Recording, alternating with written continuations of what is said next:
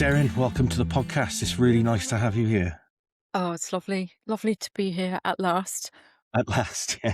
Well, we tried to do this a little while ago, didn't we? And we won't talk about the technical problems because this is a very professional run show, and we don't have technical problems.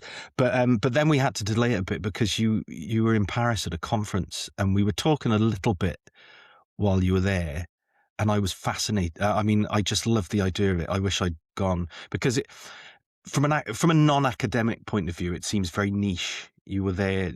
Well, I don't know why you were there entirely, but I know that part of it, if not all of it, was to do with Elizabeth Bishop's postcards.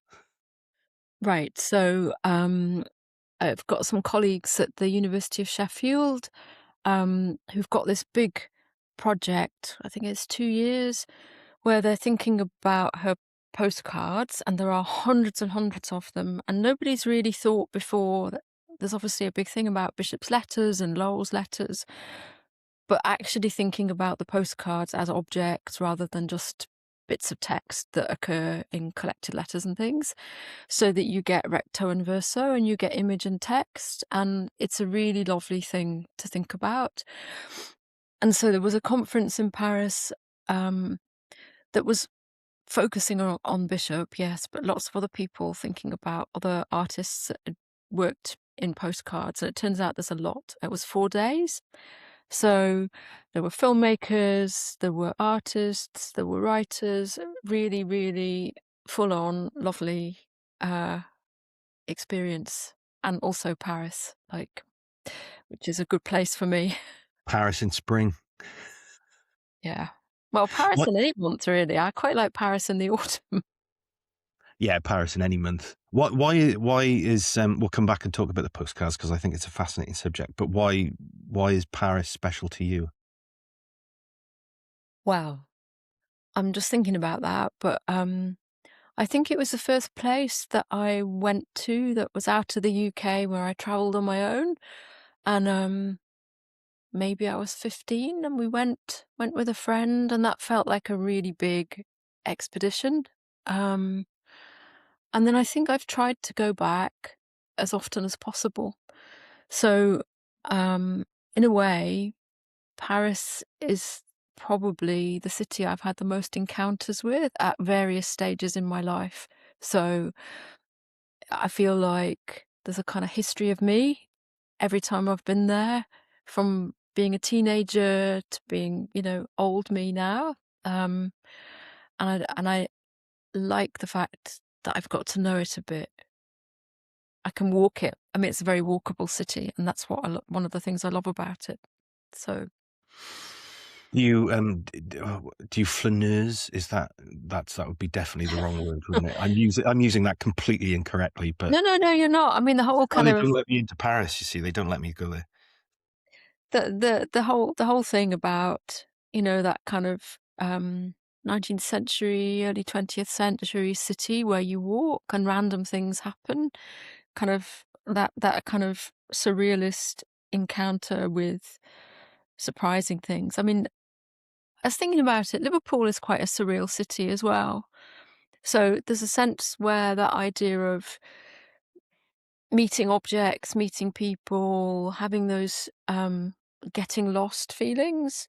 It's a bit harder to get lost in Liverpool, but um, yeah, it's quite dreamlike, those encounters. So I keep saying that word encounter as well, but I do like spaces that are a bit on the cusp of real, not real. And Liverpool is a surreal city in that way. Paris is definitely doing that thing. There's, I mean, we've been doing a lot of stuff on talking a lot about Gwen John on the podcast and just Right. in general terms because of the big exhibition. And I was reading a book about her last year or a couple of years ago, whatever it was. And when she was in Paris, when she first went to Paris, the first time she was there, and she was supposed to be visiting with friends from Slade, and they all went home for Christmas, and she decided that she was going to stay on her own. And on Christmas Day, she walked from one end of Paris to the other. That was her Christmas Day. Right, well, which way? Across? West to east? Across, I think, yeah, I think so, yeah. Although I may be wrong on that, but yeah, I think it was across. I think it was east to west or vice versa. So, I mean, that's interesting to me because, well, I've never been in Paris on Christmas Day, but I always get lost in Paris when I'm working west to east, but I don't get lost when I work north to south. So as long as I can visualize it, I can manage. It's funny that, isn't it? Like, I mean, boring fact, but it is the way that I navigate the city now. So across the river, and once I know where I'm crossing, I'm all right. Yeah. Did you get a lot of time to walk around? Were you during the conference? Did you get a lot of time to explore and enjoy the city and almost? It's interesting that you talk about almost benchmarking your biography really from teenager to your life now with Paris tells your story in a way. Yeah, that's right. And I didn't I didn't get lots of time to do things because I was sitting in the conference rooms actually. Um, there's patches of Paris that I know to walk around now where I feel quite at home, and it's quite interesting when you then are with people that don't know the city and you feel that you're showing them places or that you're re-stepping, rerouting. I mean, it's like that with any city, isn't it? It's like that with any place. But I think maybe because Paris is so moored for me in modernism and thinking about, well, I suppose a historical avant-garde, thinking about gender, thinking about, I mean, for me, it was the experience of reading in tandem with getting to know a city. So that that was important too. It's not very groundbreaking. I think probably a lot of people feel that way about the city. How much has it influenced your development as a poet, but as a thinker as well? I mean, the first word you used was the relationship with modernism. Yeah. Uh, What's your relationship like with modernism? People like people like other writers I know have, if they have any relationship at all nowadays, it's often quite a fractured one. yeah, it's hearty and strong, I would say. I mean, I think one goes back. Um, it's where I started. I was just talking to somebody recently and they were saying, "Oh, this book was important to me." And I was thinking, yeah, actually, one of the first books that I bought where I had my own money, you're a teenager, you got your pocket money, was to go into, I think it was then Dillon's in Liverpool on Bowl Street, and I bought Gertrude Stein. And she's not really somebody that I've spent a lot of time with, but I'm going back now. And um, I think because for me, modernism is so connected with rethinking gender, rethinking subjectivity, rethinking the world, um, that it's a real bedrock place. And I don't know how you feel about these things, but I am still in that camp of wanting to write books for books' sake and for thinking about um, the aesthetic of a book and not necessarily how I sell it. You Mm. know, modernism's maybe not that marketable except as a um, in a biographical way, but I like what modernism does. I like its ability to not be easily consumed, all the old arguments, but it keeps me on my toes, and I think it offers roots. It still offers new roots. I like that's a good tagline. Modernism keeps you on your toes. That might make it more marketable. I think publishers would be Yeah, interested well, that makes it with sound like it needs to go on a cornflake packet, doesn't it? it. I was interestingly having a conversation about as you do. I was having a conversation about Thomas Mann the other day, and I haven't read Thomas Mann for a very long time. But but me and my friend were talking about these certain passages in uh, I can't remember which book it was, Holy Mountain, and how and just how like relevant and fresh these passages about identity and yeah, and your place, working your way through the complications of the modern world, how immediate and fresh they felt. I think I don't think the world is quite in the right place, but I think some of those great modernist texts are due a comeback. Mm. Well, those parallels are interesting, aren't they? I mean, I'm increasingly fascinated by those, 1926, 2026, those parallels, all of the world stuff that's happening now. I think Thomas Mann has recently been retranslated. Hmm. Is that like the Magic Mountain? I think that's maybe been recently translated. I don't know. Maybe that's why it's been in the in it, Right, why if the conversation has come up, perhaps that's right, quite right. possible. I mean, we feel quite like we're sleepwalking, right? It feels a bit like that to me, and I think the trying to imagine a world that was there with railways, with telephones, with kinds of recording devices, and trying to think about that in relation to now and that point at which I'm at, which is the bit where I can't even operate the remote on my telly or whatever. I need special assistance. I need my kids to show me how to do lots of things. And that sense of lag and that sense of the versatility of technology, I'm imagining there was a feeling of excitement, there was a feeling of fear, there was a feeling of having to grapple with new stuff, depending on when you're meeting it, at what age you're meeting it as well. And that interests me. I mean, the whole thing about getting older interests me because you start to suddenly feel historical and to feel that historical impulse as well. Especially, I spend a lot of time with young people. I spend a lot of time with people who are 18.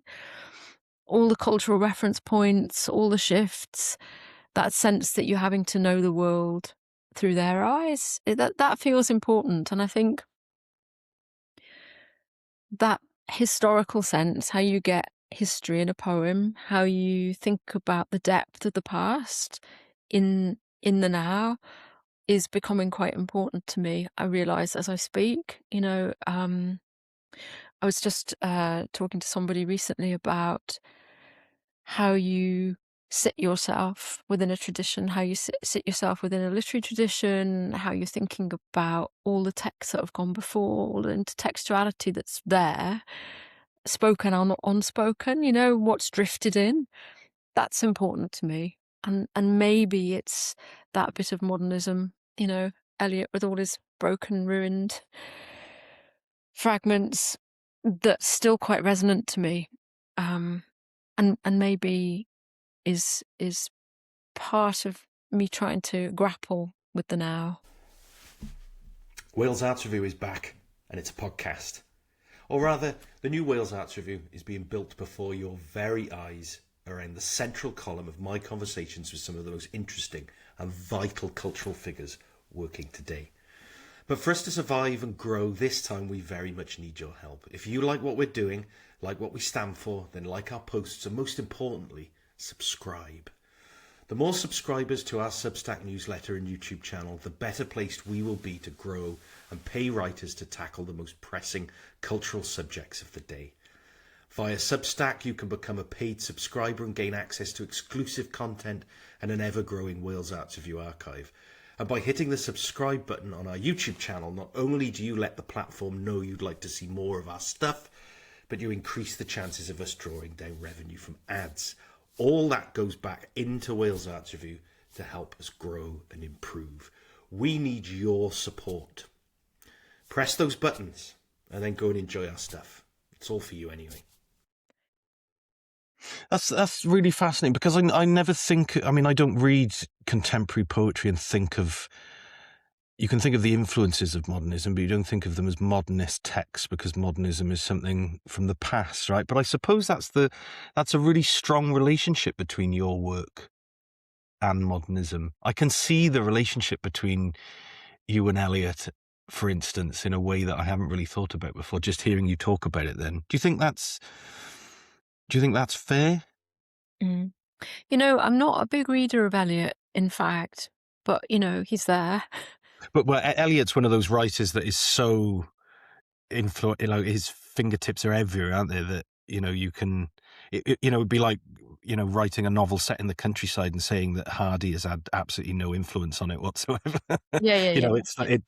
It's In always around, isn't he?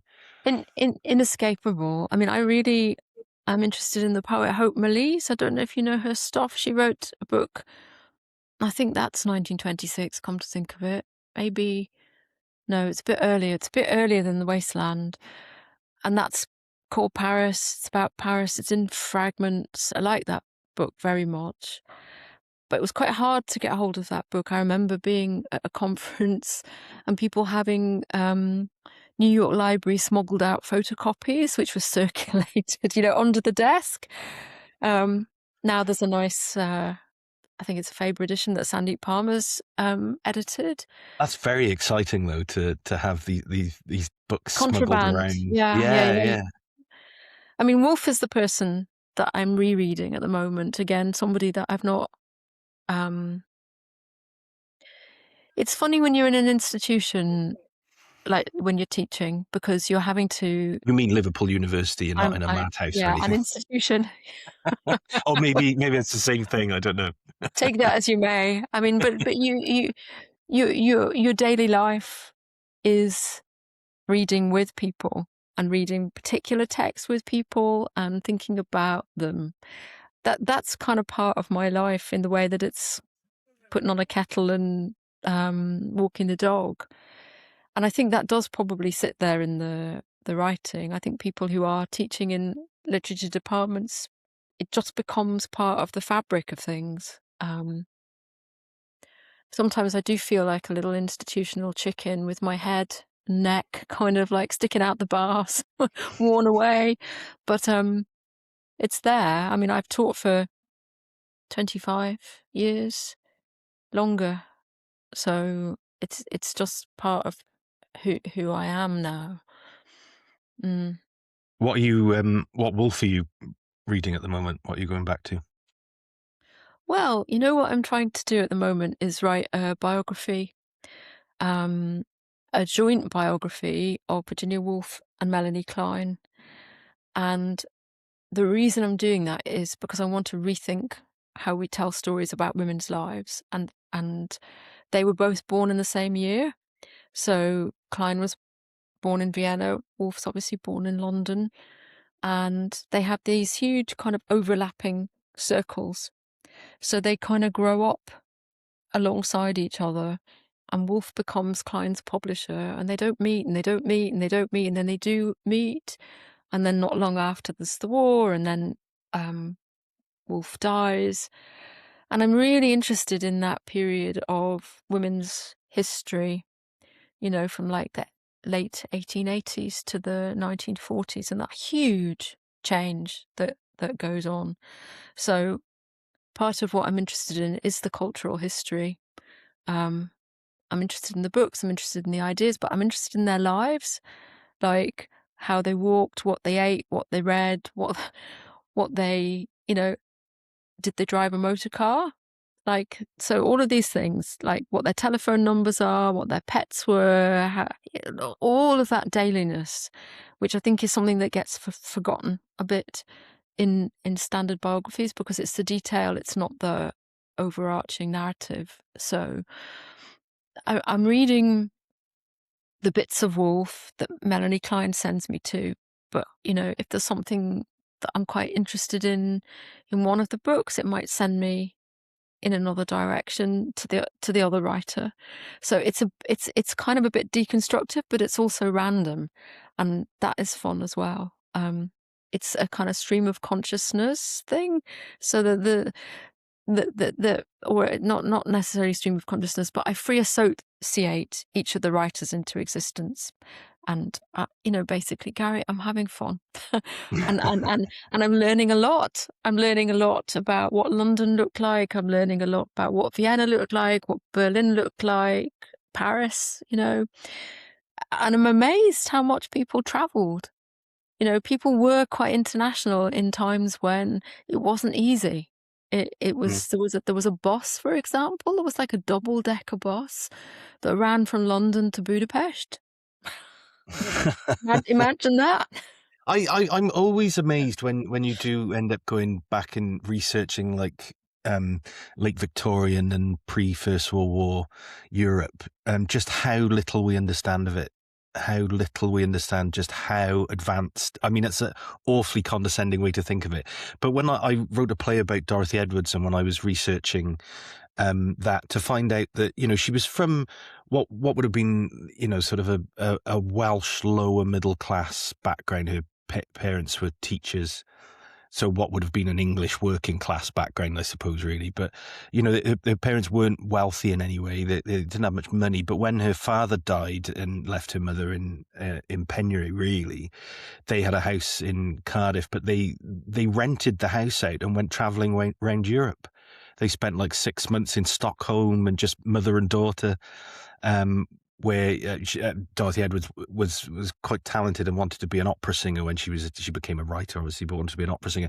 So she spent some time studying in Stockholm, and these weren't wealthy people. They pretty much lived off their father's pension, and her father's pension, and the money from renting out their house in Cardiff, and yet they were able to Stockholm, Vienna, and you just think, yes, it wasn't. In a way, it was probably more accessible to people than it is to many people nowadays. Yeah, maybe. I don't know. I mean, I think that's one of the things I'm curious about. Like, Mm. how hard was it? All those assumptions that we make about our lives, you can't really make them about the past, can you? But I'm interested in how you find those threads, those touchstones, those things you must have been when you were writing your play, about how you connect. And I think it's the how of the connection that's interesting to me. I think that's a big part. I think that's a big part of, and I've been thinking about this recently too. It's like you live between places. So like my geographical betweenness between Liverpool and North Wales, it's really ingrained. It's really a part of travel. It's a part of connection and disconnection, and being in one place and trying to understand the other place and how you relate across is probably something that has stuck with me in really deep ways. And it's quite funny that you only realize that so late on, because it's normal, right? Yeah, of course. Yeah, yeah. No, it's yeah. I've been thinking. Yeah, I've been thinking quite a lot. I mean, there's been a lot of politics around the last few years, hasn't there? Obviously, and I've been thinking a lot about the way I would have thought about things when I was 20, if I was 20 now, compared to my late 40s. Um, you think about things in different ways. You think about things with a wider lens, I think. Would you say that? Would you think that was right? And if you do think that was right, that wider lens, does that relate to your work, to your poetry? I mean, not your work in academia or biographical work, or In a way, I think it's a wider lens in that you maybe have more experience and you have compassion, or you have space within yourself to accommodate. But also, I'm interested in the specifics of things now. I want the detail. I want the particular. I want the focus, and I want it alongside the wider scope. So maybe that's why I'm interested in long poems, because you're creating an architecture, you're creating a space in which to do the tiny specifics. And I am interested in small things. and that's maybe something that's happened in the last 10, 15 years, maybe. Maybe that's an age thing as well. Is that interest, that preoccupation, something that you can only see poetry fulfilling for you, really, or do you do you think only poetry can do that, or do you think only poetry can do that for you? No, no, no, I think it's the arts in general, isn't it? I mean, I think art can do it, music can do it.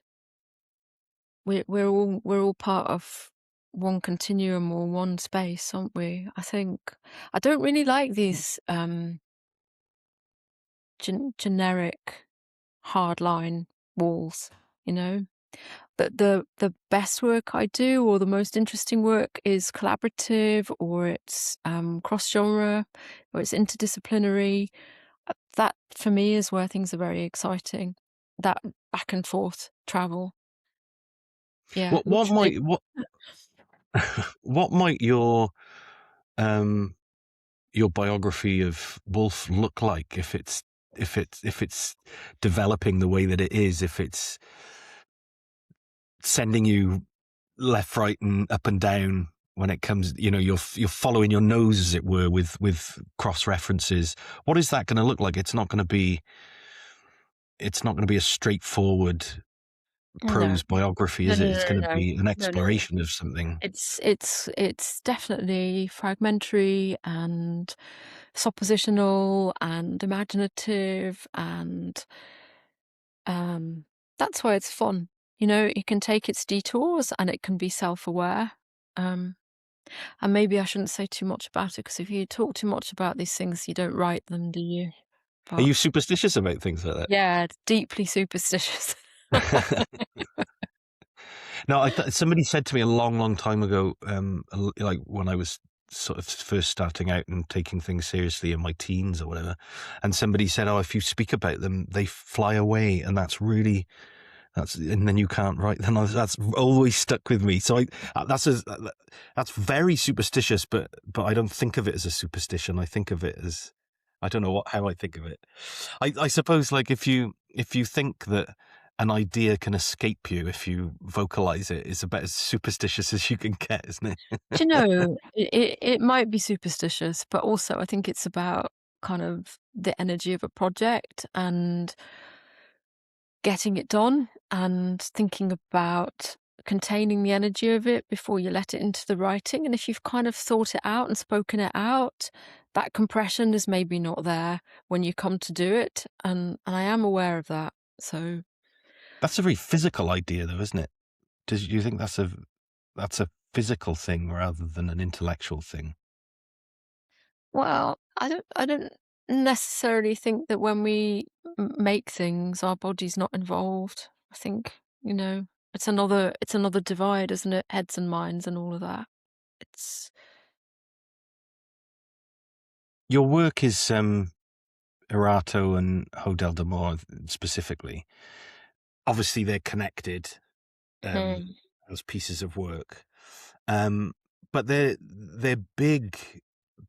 You're not a poet who sits on a bus and sketches out some ideas, and there's one poem for the collection, and then the next week there'll be another one for these are big concept heavy idea. They're not collections, really, are they?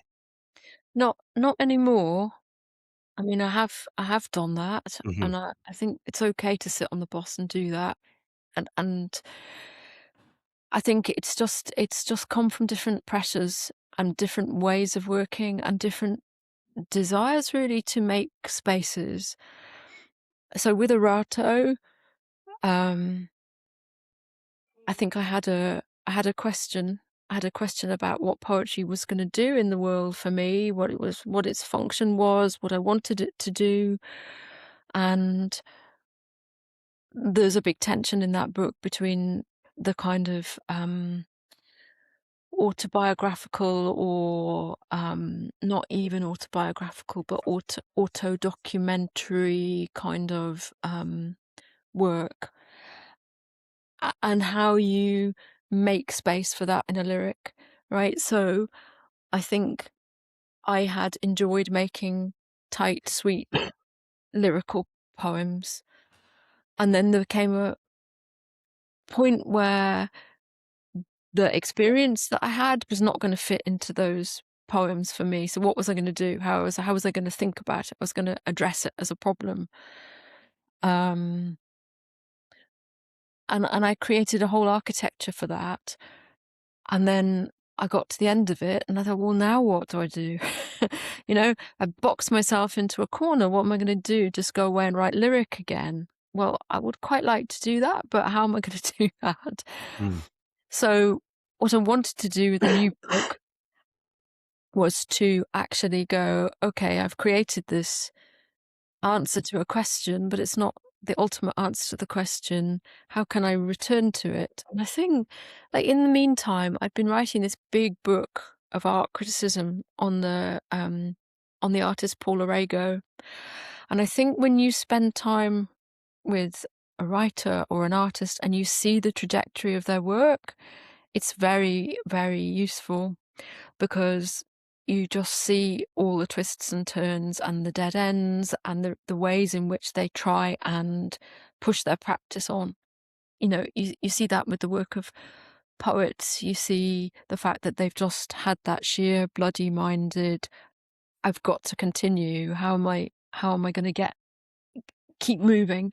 Right? That would be the thing I would fear, would be being stuck in one place, doing the same thing over and over again. My idea of hell. So what I wanted to do was almost like, well, I kind of think of it as stitch work. It's like you're taking the old book and the ideas and you're going, okay, if I pull that thread and I pull that thread, what happens to it? So it did feel very physical, very material, in that I was stitching the two books alongside each other. Mhm. Um, if people know the Erato book, there's lots of columns of prose. And they're not really prose poems, they're just columns of prose that are written quite poetically. And I didn't want to do that again. What I wanted to do was to try and find a different space. So is it broken? Is it, is it poetic prose? Is it poems? And I wanted to think about line endings. So my line endings are a bit random in Hotel Amour. They're not using the kind of force and compression of a usual lyric line ending. So they're adrift. And that was really interesting to me. And I started thinking about how useful that was for what couldn't be said. I think that's another preoccupation. What can you say? What can you not say? What can language hold? What can't language hold? And definitely that idea of what the poet does, the social role of the poet who speaks with and to and from. But when things are getting dismantled, when the world is changing so rapidly, what do you do? How do you find a way to accommodate um, that very porous feeling world that's seeping into you? Um, And I love sonnets. So I was playing a lot of games in Erato with 14 lines and 13 lines. So there's a lot of 13-line poems in that book, reaching towards. So I decided in this book, Hotel Amour, that I would have 14-line poems, or 14 lines. I would get there, right? If I was trying to get somewhere, I definitely got there. But then what was I going to do with having got there? So, in fact, I was playing lots of visual games as well. So when you open a book, and I do love books still, even though I live in a very, like, because all very digital world, you open a book and it's like wings, and you have visual patterns across the page. So my poems that are not poems, that are prose poems, kind of interleave that way in fragments across the page. And then in the middle is a series of sonnets, but they're split into two lots of 7, so they kind of interweave as well. So there's a lot of pattern making. I like patterns, I like numbers, I like visual patterns. I like the constraint that those patterns offer. So it became a nice way of playing with things. The I was thinking as you were talking then about the way that you in those two books, one was striving to reach the places of the next, but also to go to thinking again, going back about the conversation about modernism, the tension between the text, the physical book of a work, and the digital world. It feels like we're sort of in a time similar to what the modernists were dealing with. I know we sort of almost went down this avenue in the conversation earlier. Do you feel like that's a sort of place where you're working, where that tension between the traditional way of working and a new way of things is there in your work? Mm, I don't know. I mean, the methods of writing But have changed. thematically as well, do you think that the changing world, I mean, the whole thing with modernism was it was trying to deal with that, well, not the whole thing of modernism, like what was the whole thing of modernism, but how it was trying to deal with the overwhelming changes going on in the world, the sort of the the traumatic evolution from the romantics, if you like, to a place where, you know, Europe was torn apart by trench warfare and Mm. mechanization of warfare, and as we said before, train tracks being built all across the countryside, and all of this upheaval, I suppose, is the word I've been reaching for, the upheaval. And I think we're sort of experiencing that now. We published a piece in Wales Archery a few weeks ago about the debates around AI, and it came off the back of a conversation I was having with the person who wrote it. And they'd been at the Hay Festival, and the Hay Festival had 15 panel debates on that touched on AI. And we were talking about it, and I just thought, does anybody really care about it that much? Why are we talking about AI? Why are we talking about the solutions to a problem that doesn't exist? Nobody wants AI involved in literature or art. Nobody wants it, apart from the people who seem to have the power over over it. So we've got this strange period of upheaval, which is about technology, which is the same upheaval that the modernists were trying to work out. We're not going to escape the AI stuff, and I think that's part of the feeling, isn't it? That Mm. we have no choice. That big tech is making of us something, right? We're all addicted to our phones. We're all being sold stuff. We're all at the mercy of what capitalism does to us. We're all implicated. How do we escape that? We can't escape it. How do we adapt to it? Those are big problems, and I'm sure that every writer in their history has a big problem historically and feels that everything is changing. But I think the feeling of what a future might look like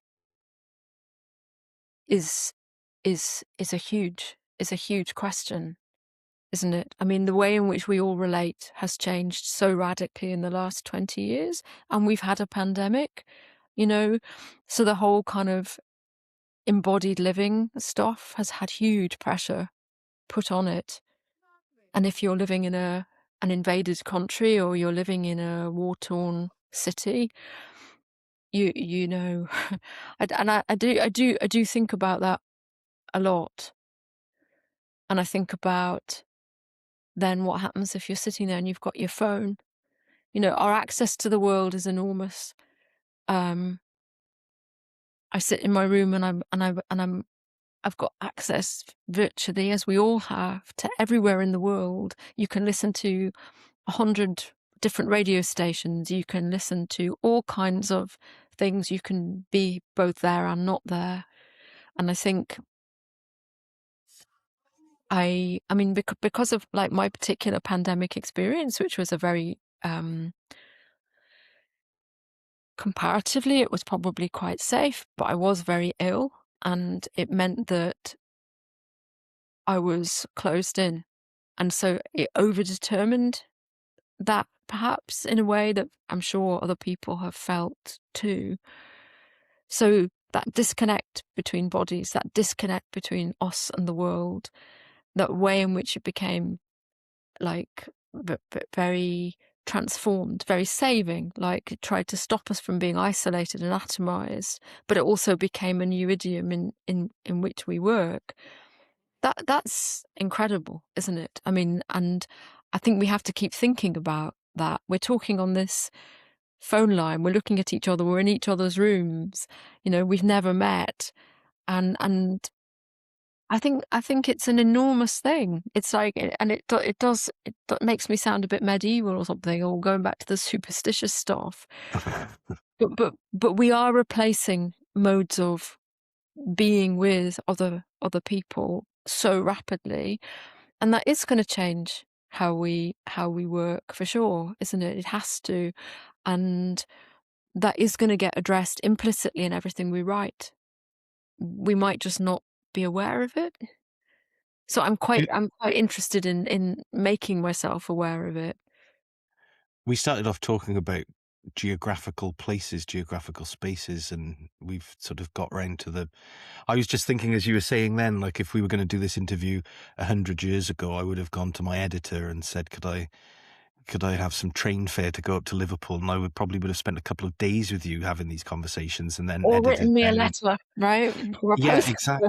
Or a postcard, indeed. Yeah, yeah. I might send you a postcard anyway. Tell me about your relationship with Liverpool, because I've always been interested that you're a Liverpool writer, which is a thing. The Liverpool writers are things, right? If I was to name, the famous Liverpool writers, you'd be on that list. But you think of yourself or you call yourself a Welsh. You call yourself. That sounded quite accusatory. Then you call yourself a Welsh writer. And of course, Liverpool and Wales proximity more than anything has a really interesting relationship and sort of cousinship or however you want to think of it. But so you've been in Liverpool a long time, most of your life, Yeah, is I that right? have. I Yeah. have. I mean, I was born here, and I have lived away from being here. So I lived in North Wales. I still go back and forth to North Wales quite a bit. I lived in London for a bit. Um, but yeah, I am mostly based here. And I think Liverpool it's a very particular city. I mean, like those coastal cities, port cities, there's a sense of that huge tradition of, or that huge culture that's both Welsh and Irish in the city, both of which are very strong. I've got Irish relatives through marriage, I've got Irish family, but that moving across between Liverpool and Dublin for me also has always been a part of my life. So on the one hand, you go to Wales and you're back and forth. On the other hand, you've got a sense of Ireland being there. And there's a huge shared sense of England as a colonizer. So you're sitting in this space that's kind of hybrid and multicultural, that has this strong sense of resistance and uses language and comedy, like that's a big part of it, to deflect and encounter and dismantle those kinds of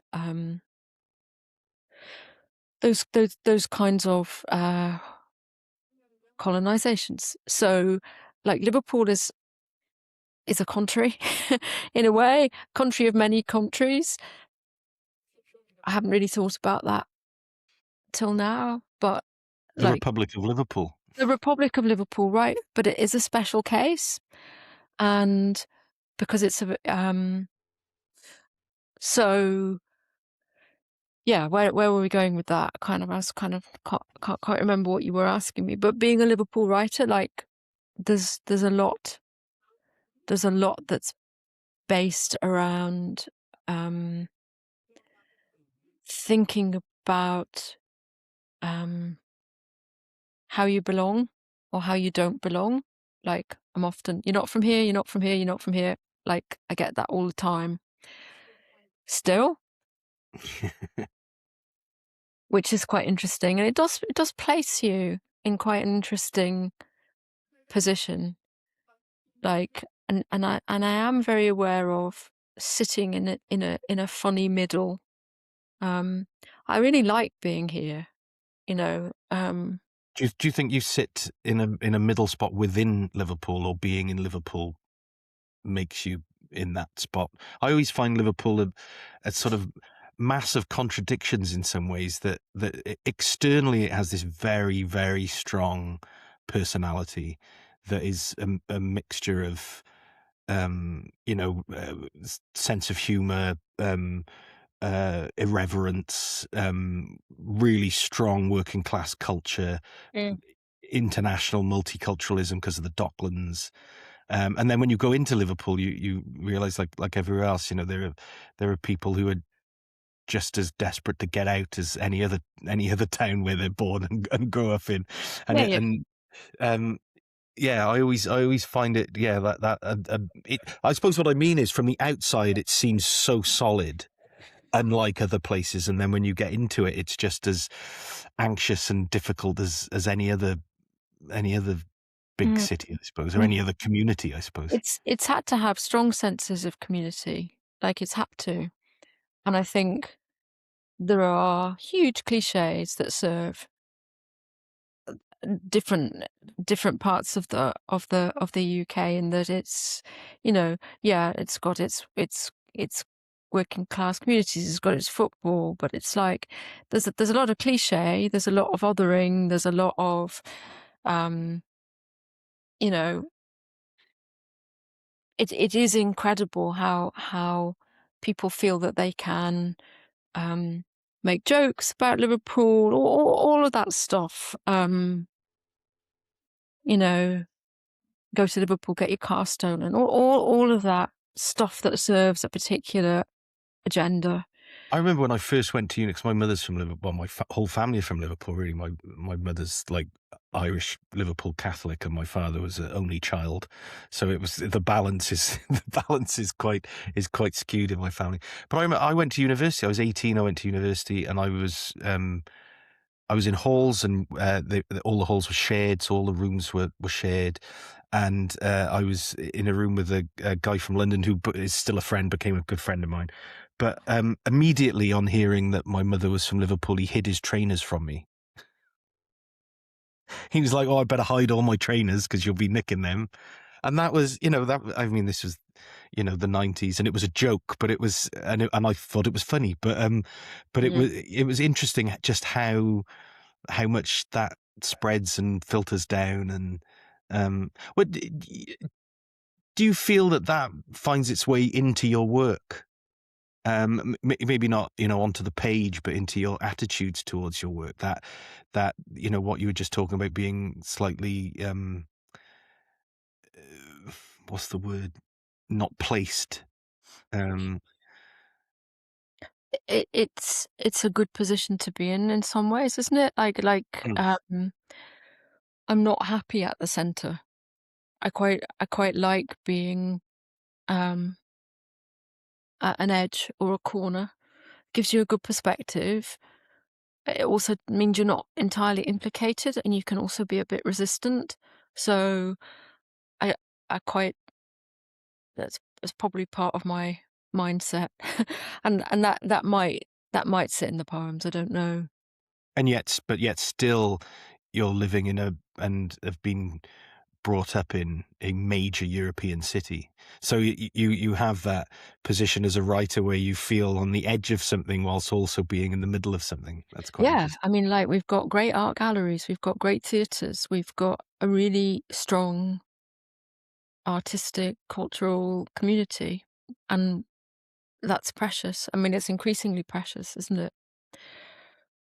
Yeah, definitely. What about the Welsh thing? I'm very interested in you talking about being a Welsh writer, and that, I mean, that means, unless you're applying for funding, that means something different to everybody, right? Being a Welsh writer, it means, I mean, I could ask anybody who calls themselves that, and they would have a different answer. What's your answer? What's your thinking on it? Mm, What makes you a Welsh writer? I don't know. I mean, one. what, probably a better way of phrasing the question, because it sounded like I was asking you to qualify yourself, which I'm not. But um, why do you think of yourself in those ways? What is it about your preoccupations and your sort of thematic approach to your work that feels particularly Welsh? Mm, I don't know about that. I mean, I think one lives across. So I have a very Welsh name. That means that when people meet me, they have all kinds of expectations, and um, that often get played out. And Well, that's interesting in itself that you say but that. but also, that sense of living across languages, you have a very, very early sense that the language that you live in is not the only way of seeing the world. It's not the only way of being in a place. And that's really important. Like, I think the importance of children having languages and knowing the world through many, many perspectives is really important. And obviously, there's a really strong historical um, uh, condition around language and who speaks it, and who owns it, and who is where speaking that language, right? So that has made me kind of hyper conscious of that. Also, that sense of not having grown up in a family that was Welsh speaking, although having had family members who had. So there's a sense of things being taken away and things coming in. And how do you encounter that? How do you live in that? Because you're living the silence of a historical kind of seizure of language, aren't you? You're living in it, and you're not kind of aware of it, but then you realize that the words that came into your childhood are not English words, so then that is somewhere in my psyche that's very important. um and I think that we live in a very divided and divisive world, and I'm interested in the subtlety of how we exist and live and connect and inhabit spaces and have dialogues with people and relate with people, and that's really important. So I think when you're a poet and you're dealing in language, having those questions as a bedrock is part of who I am. So it's part of an identity, but I have lots of identities. Yeah, that's very. I'm still not sure we're quite at the crux of the Welsh writer conundrum. I mean, you spent a lot of time in Wales when you were younger. Did you lived in Wales when you were young, when you were a child, or was it a bit older than that? No, we moved between. So I was brought up in Liverpool, but in a way where we were always moving back Right. Okay. over the Sure. summer. So it's Mm. like you're there, you're not there. My formative experiences as a child were in rural North Wales, and that was what I would think of as my childhood: sheep, cows, lanes, sea, mountains, a very rural and in some ways very idyllic space, but always filtered through going back Mhm. and the difference between being there and being back. Um, it's very, very, very important to me. And then I did my degree in North Wales. So I guess I was in North Wales in the mid to late 80s and early 90s. I interested in thinking about the way that your work has developed and thinking about those early influences on you and how your work has developed up until your latest published work, Hotel Amor, um, and then talking about looking at the development of artist work. And you mentioned Paula Rego because you did a work on her. Do you feel like looking at I've always sort of felt that those conversations about a body of work, or looking at your own body of work, or knowing what your own body of work might look like, is a very different conversation when I have it with a woman artist than if I have it with a male artist. Mm. There are different implications to it. I don't know. It feels like there's something much more about the ego with the male body of work than there is with maybe I'm scratching at the foot of the Mm. rock tree. I don't know. They're big statements, aren't they? And like, um, I've had to think about my creative life differently because of circumstances, because of being a parent, because of mostly bringing my kids up on my own and having a working life and having to parent. Like, that puts huge pressure on your time. It puts huge pressure on your capacities to have a professional life outside of where you live. You travel, so where are your kids? Like, it's it makes you who you are, for sure, and it makes your relation to your work slightly different. Um, some of that might be to do with my gender, some of it might not. Like, I think everything that I try and do is to think about specifics. And, I was thinking about the whole Welsh question again. It's like, when I started to write and found my voice, I was doing that in a Welsh context with Welsh writers. So Tony Conran was a big figure for me, Mhm. somebody who took me seriously, somebody who wanted to think about writing and say, you know, take it seriously. Let's think about things. Let's think about what we do. Um, so these are all, it's all a complex mishmash of things, isn't it? And Well, I the, suppose you're. I suppose, I was talking to Mena Elvin about this, and she said she was given the choice of learning French or learning Welsh. Like there's her choice. So learn your own language or learn French. Like, which way are you going to go with that? Um, I didn't have a choice to learn Welsh in school, No, neither did I. but I did have the choice to learn French.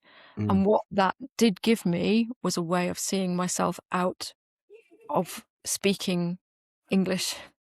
So it gives you a route out, and it gives you a route to another place and another geography, mm. which is interesting in itself, isn't it? Like, knowing that you want to see the world a bit differently, and what equipment do you have and what environment do you have around you to give you that sense of difference. Yeah. Yeah, yeah. It's an amazing journey that Wales has been on. Really, when you think, I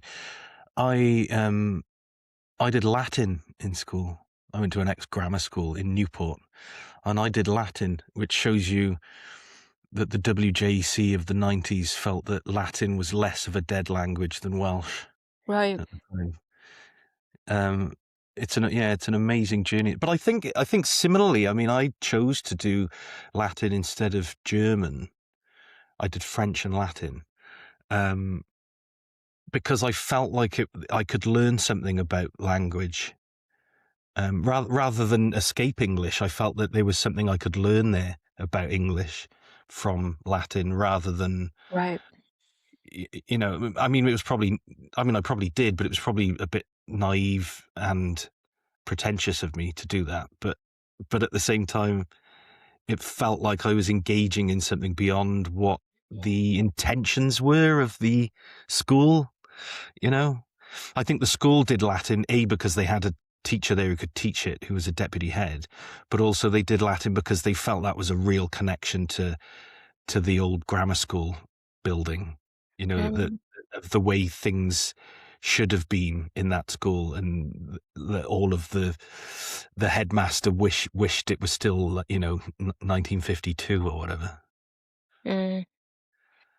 Mhm. Yeah, yeah, and I've always felt in a similar sort of way with my Welshness to what you were just talking about. Really was, I mean, I grew up in Newport in the '80s and '90s, and we never talked about Wales unless the rugby was on. We kind of regarded ourselves as English, if anything, I suppose. So, and my family, I mean, as I said, my mother's family are from Liverpool, but my father's family are all from West Wales, Welsh speakers. My father wasn't, but uh, so that's something I've grown to discover more through my teens and as I've got older and reading more Welsh writers and um, if your experience of Wales is not from what they politically like call the heartland, which I suppose is sort of up where you're talking about Carnarvon and Aberystwyth and those sorts of areas. If your experience is not that sort of heartland, if you're growing up, then the tension between England and Wales is part of your Welshness, right? It's part of the evolution of your idea of your own identity as associated with a nationality. Like I always get quite annoyed about it. I mean, I get very annoyed about it when you have people who think they're more Welsh than you. Like my experience of Welshness as being defined by the tension between growing up on the border. The idea that that is less Welsh than growing up in Carnarvon and speaking Welsh is absurd to me. Mhm. It's a complete sort of almost like whitewashing of what any kind of national identity is. Like at the moment, there are people who are more Ukrainian than other Ukrainians because of the intensity of their Ukrainian experience. I don't know, being the intensity of your Welsh experience to some people defines your Welshness. I think is quite strange. Mm. Well, I think it goes back to thinking about history and geography, doesn't it? Like nation is constructed, and it's Mm. constructed often on bloody lines. Yeah. But I wonder if we're, I mean, I don't want to get too deep into politics, but I wonder if we're entering a time where those bloody lines are about to be rethought. A Welsh nationalist government in Wales. We're about to get a Scouse prime minister. I mean, those lines are going to be redefined. I mean, if Andy Burnham becomes prime, I mean, he might be prime minister by the time this podcast goes out. Who knows? But I think it's going to be, you know, September or something, isn't it? Before the new prime minister is in. But and this podcast will be out before that.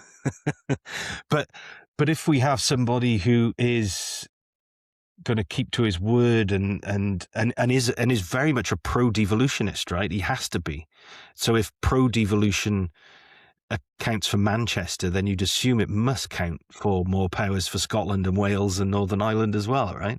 And Mm. maybe more powers for Liverpool and I think it's been the direction of travel culturally, right? Anyway, um, more localized, devolved decision making of that's important and specific to a local area. And Burnham seems to be somebody who either believes that very deeply or believed it for a while he was mayor. Mm. I don't know. I mean, I guess what matters is that balance again between the particulars of people's lives and the broader sweep. I'm not a politician, but I know that you can often do good things when you're dealing with very particular local issues. Um, It's about the detail. I mean, this is sort of, I it is suppose, it what is it is about the I'm getting detail, and the it's that detail balance. that you were talking about. Yeah, yeah, and also knowing a place and knowing that places are different and that people have different needs. Does that? I mean, thinking of Hotel and More, which is, I mean, sometimes excruciatingly personal, which I think is but also not. You don't reading it. You don't ever feel like you're trespassing into your personal life. It's a very delicate work, but it's a it's complicated work, isn't it? Do you ever think about this? This is a funny question, isn't it? Do you ever think about how complex your work is? Of course I Is that do. Like, you it's do? like I think my ambition is to have a very complex work that's also very readable, right? Mm, I don't want it to shock people out, but I want it to be doing a lot of heavy lifting. yeah. So it's named after a hotel, but one of the things that I'm thinking about in both books are the ideas of a hotel and a hospital and a hostel, how spaces hold people, how they accommodate a self, how one exists in different places.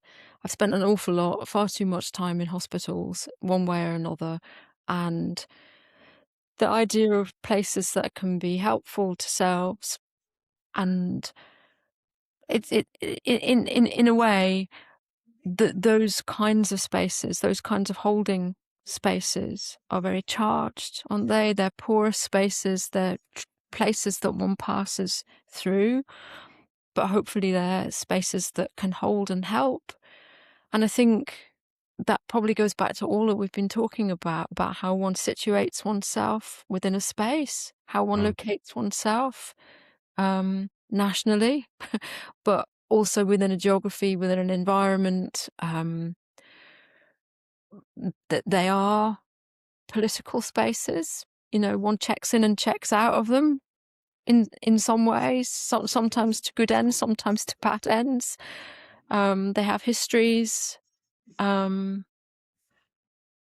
yeah, so complexity is good, isn't it? Because it's there to hold possibilities. And I think when we stop thinking in complex ways, then that's when the cliche comes in. That's when the kind of very um, non-inclusive kinds of spaces can be created, and I don't feel comfortable in that. How do you I was thinking of I don't know if it's apocryphal, but Eliot was asked in an interview, to go back to Eliot, what did the wasteland mean?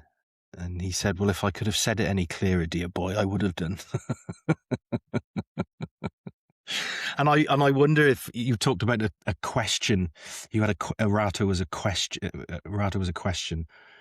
If those two books are the answers to those questions, and you're on a journey, which is a journey into the idea of lyrical and poetical complexity. Mm. I I, think you're getting I think you're getting more complex as you strive to be more accessible, perhaps. I think the two are not incompatible, and I think that it's about creating places to think. But I think that one of the things that poetry can do is it asks you to think, it asks you to feel at the same time. And I think that what I hope I'm trying to do is to create spaces in which people can be moved, that they can feel. I mean, yes, there's personal experiences, but what I don't want to do is to make those experiences ones that people can't be alongside, right? So I think that is one of the jobs that poetry can do. Like, you can offer something and somebody can be with you in that. I mean, that's the kind of reaching out, that's the kind of thing where people who've had very different experiences can still feel something with you, or they can think something with you as they feel. And that is really precious, I think, um, in not making us reductive as thinkers or human beings or people who try and relate to other people, be with other people in the world. Well, Deryn, thank you for that's a great note to finish on. Thank you very much for taking the time to talk. It's been really great to have you on. I could have talked for ages. I think feel like we were getting into some really interesting areas that each one could have. Maybe we should do a podcast series together. Each one could have sprouted off into another whole realm of conversations. Really good questions. Thank you. Oh well, thank you. Yeah, thank you so much for coming on. It's been absolutely fascinating. Thank you. With an audience of one, you are